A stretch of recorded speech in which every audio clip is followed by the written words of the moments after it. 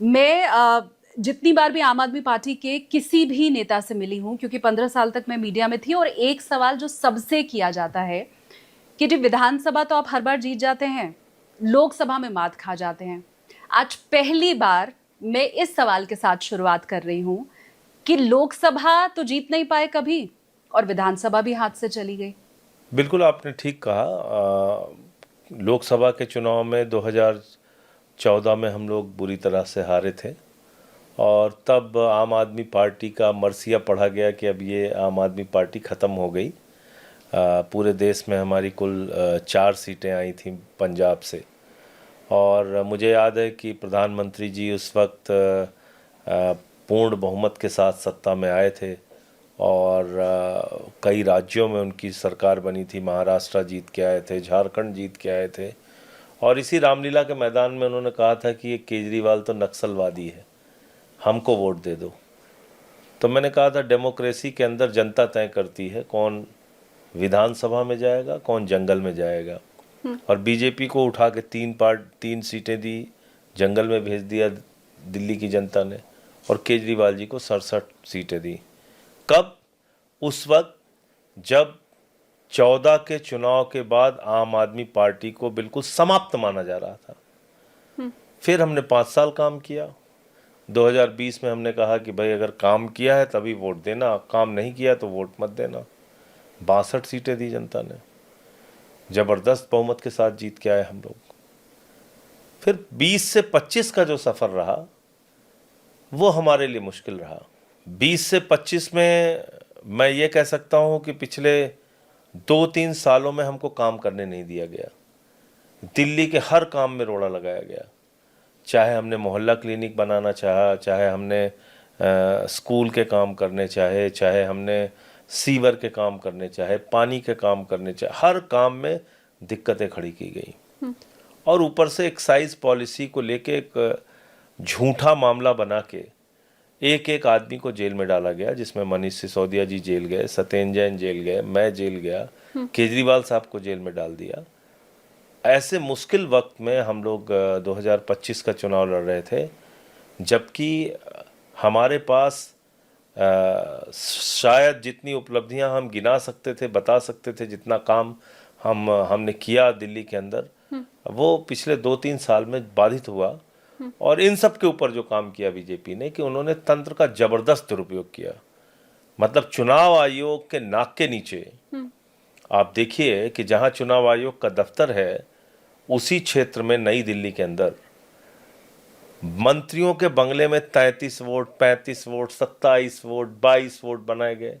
हमने लिखित में शिकायत की उसकी। जूता बांटा गया, पैसा बांटा गया, दारू बांटी गई, साड़ियां बांटी गई। कैमरे पे आप लोगों ने कैद किया, दिखाया, कोई कार्रवाई नहीं की गई। और इस लड़ाई में हम 2% वोटों से पीछे रह गए। सीटों के मामले में हम ज़्यादा पीछे रह गए, लेकिन अगर आप मत प्रतिशत आम आदमी पार्टी का देखेंगे तो हमें 42% वोट दिल्ली में मिला। और एक बात मैं इसके साथ और जोड़ना चाहूँगा कि आज 4 महीने के बाद, 4-5 महीने बीतने के बाद, अगर आप दिल्ली की जनता के पास जाएंगी और उनसे सवाल करेंगी तो दिल्ली की जनता भारतीय जनता पार्टी के खिलाफ क्रोध से, गुस्से से, आक्रोश से भरी हुई है। हमारे पर ब्लेम किया जाता था कि हम पानी में बरसात के समय में दिल्ली की व्यवस्था संभाल नहीं पाते। आज क्या हो रहा है? गंदा नाला बन गया है सड़कें। वो मिंटो ब्रिज का वीडियो बार बार इसको अलग राज्य घोषित कर दो। हमने तो मांग की कि भाई कर दो अलग राज्य घोषित। हाँ। सौरभ भारद्वाज जी ने उस पर मांग की। हाँ। हमारी पार्टी के प्रदेश अध्यक्ष। दूसरा, बच्चों के स्कूल की फीस 10 साल हमने नहीं बढ़ने दी शालिनी जी। ये कोई छोटी बात नहीं है। एक बच्चे को दिल्ली के अंदर पढ़ाना कम से कम महीने में 10,000 रुपए का खर्चा आता है, कम से कम। हमने सरकारी स्कूलों को बेहतर किया और प्राइवेट स्कूलों को फीस नहीं बढ़ाने दी 10 साल तक लगातार। केजरीवाल साहब ने, मनीष सिसोदिया जी ने अंकुश लगा के रखा। शिक्षा माफियाओं को हमने बढ़ने नहीं दिया। क्या हालत हो गई 4 महीने में? दिल्ली के अंदर पेरेंट्स को स्कूलों में घुसने नहीं दिया जा रहा है। 80% फीस बढ़ाई गई, कोई बोलने वाला नहीं है। आज वो लोग गुस्से में है, नाराजगी में है। हाँ। जिस दिल्ली में पावर कट क्या होता है लोग भूल गए थे।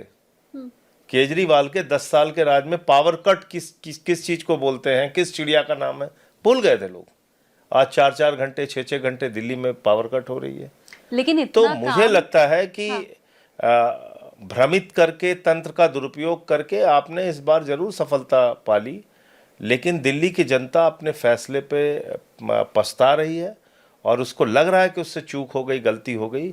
दिल्ली के झुग्गी बस्तियों को खंडहर बना दिया गया है, बुलडोजर पे बुलडोजर चलाए जा रहे हैं उनके गरीब आदमी के दुकानों पे, मकानों पे। आप सोचिए कितनी मुश्किल से वो लोग एक अपना छोटा सा घर बनाते हैं। 30-30, 40-40, 50-50 साल से जो लोग अलग अलग इलाकों में रह रहे थे, उनके आपने घर तोड़ दिए, उनकी दुकानें तोड़ दी, मकान तोड़ दिया। मतलब मद्रासी कैंप में मैं गया था, वो 50-60 साल पहले वो लोग आके यहाँ पे बसे हुए थे, उनको आपने बिल्कुल बर्बाद कर दिया। यूपी, बिहार, पूर्वांचल के लोग जो अलग अलग इलाकों में रहते हैं, उनके घरों पे आपने बुलडोजर चलाया। तो ये बीजेपी ने बता दिया कि वो दिल्ली को बर्बाद करने के लिए आए हैं, वो दिल्ली को बनाने के लिए नहीं आए हैं, गरीब आदमी को राहत देने के लिए नहीं आए हैं, वो दिल्ली को बर्बाद करने के लिए आए हैं। ये 5 महीने में भारतीय जनता पार्टी ने बता दिया और अब लोगों को ये समझ में आ रहा है कि अच्छी शिक्षा चाहिए, अच्छा स्कूल चाहिए, मोहल्ला क्लिनिक चाहिए, फ्री बिजली चाहिए, फ्री पानी चाहिए। तो वो तो फिर केजरीवाल और आम आदमी पार्टी ही दे सकते हैं। बाकी नफरत की राजनीति का सहारा लेके, झूठे मुकदमे लगा के ये चुनाव वो जरूर जीत गए। तो आपका सवाल अपनी जगह सही है, हाँ। लेकिन उसके पीछे के जो कारण है वो ये है।